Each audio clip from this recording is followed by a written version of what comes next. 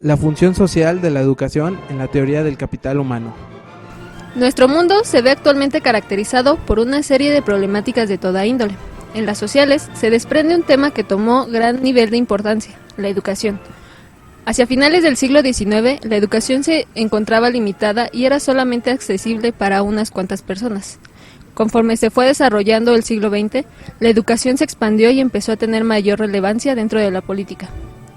Entre 1950 y 1969, los países de la OCDE presentaron un aumento acelerado en el número de estudiantes en todos los niveles educativos, y su gasto público aumentó en una tasa media de más de 10%. La importancia de la educación fue tan grande que cada vez más investigadores se dedicaron a esta temática, lanzando varias teorías que la explicaban junto con sus funciones sociales. Una de ellas fue la del capital humano, la cual se examinará en este video. La teoría del capital humano. Las discusiones que giraron en torno a la educación se centraron en la productividad y empleo como resultado de la inversión en educación. Esta inversión educativa tenía que ser impulsora para abandonar el estado subdesarrollado. Theodore W. Schultz en 1960 formuló la teoría del capital humano, la que respondía a la relación de la educación con la productividad y el empleo, pero además puso en evidencia la concepción funcionalista de la educación al proponer un alcance de la igualdad de oportunidades. El éxito de la teoría fue tal que la expectativa social se enfocó en un crecimiento en las oportunidades de trabajo para aquellos que eran excluidos del sistema. Básicamente, la teoría propone lo siguiente. La educación es vista como una inversión que a mediano plazo va a proporcionar la rentabilidad al Estado. Es decir, a los jóvenes de las generaciones venideras se les proporcionará educación. Y al ser una relación recíproca, se establecerán dos supuestos. En primer lugar, que habrá una buena relación entre la educación y la productividad. En segundo lugar, el salario se establecerá a partir de la productividad alcanzada por el trabajador gracias a la educación. Asimismo, y en consecuencia de estos supuestos, el individuo que quiera educarse podrá calcular su inversión, sabiendo que sus conocimientos serán intercambiados por un salario. Entre más educado, mayor será su producción y por lo tanto, mayor su salario. El individuo se convierte así en capitalista y la desigualdad es señalada como un problema meramente individual. Es decir, cada persona sabrá cómo aprovechar sus oportunidades. Finalmente, el círculo se cierra ya que entre más individuos se eduquen, mayor será la producción y mayor será el ingreso al Estado. Prácticamente todos ganamos. Sin embargo, el asunto de la igualdad de oportunidades se verá comprometido por la inversión individual de cada persona. Críticas al capital humano. Sin embargo, dicha teoría recibió múltiples críticas en los años 70, debido a que descansa sobre varios supuestos que no necesariamente se cumplen en todos los casos. Uno de ellos es que todos nos encontramos en una sociedad con oportunidades iguales, lo cual es falso. Si bien es posible que uno pueda invertir en su propia educación para conseguir mayores beneficios, no toda la sociedad posee la misma cantidad de capital para invertir en sí mismo. Resulta ser que no solo es saber aprovechar nuestras oportunidades.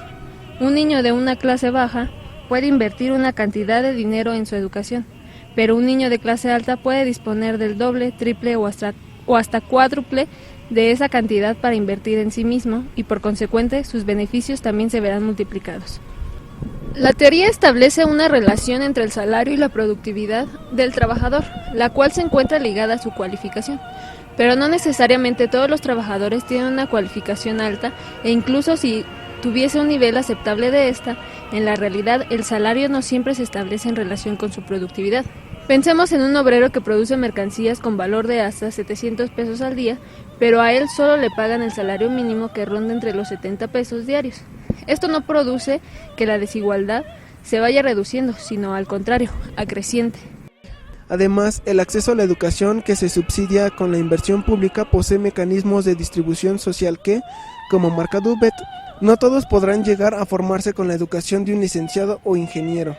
El efecto redistributivo de la inversión educativa desaparece y con él la fundamentación igualitarista.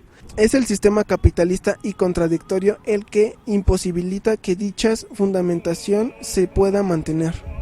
Como un ejemplo de fallas que echan por tierra la teoría del capital humano son las protestas de las generaciones de jóvenes durante las décadas de los 50 y 70. Las generaciones fueron un grupo de personas que comparten las mismas sensibilidades vitales y preocupaciones. Estas, por supuesto, entran en choque con las generaciones venideras. Su división fue tomada de Carlos Feixa. La generación escéptica, producto de las guerras mundiales, se caracteriza por la pérdida de fe en el desarrollo tecnológico. Los jóvenes dejaron de tomar participación en la sociedad y al mismo tiempo se adaptaron a ella sin tomar en cuenta el sistema establecido en ella. La aceptación de la teoría del capital humano iba implícita. Una segunda generación, la ROC, cultivó ciertos frutos de la generación anterior. Las fuertes inversiones en el sistema educativo produjo que los jóvenes encontraran un refugio en la escuela y pudieron construir sociedades que se basaban en el consumo. Todo iría bien en estas décadas. La prosperidad económica de los Estados Unidos durante esos años, que de vez en cuando presentaba unas cortas recesiones, abonaba el optimismo de la época, pero los costos de esta actitud y del sistema vinieron para las generaciones posteriores.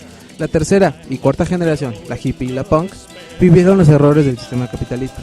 La gran crisis de 1971 y todas sus consecuencias, como el repentino crecimiento en el desempleo, encendió la alarma de todos los jóvenes que decidieron retomar la participación y mostrar el descontento con una subcultura.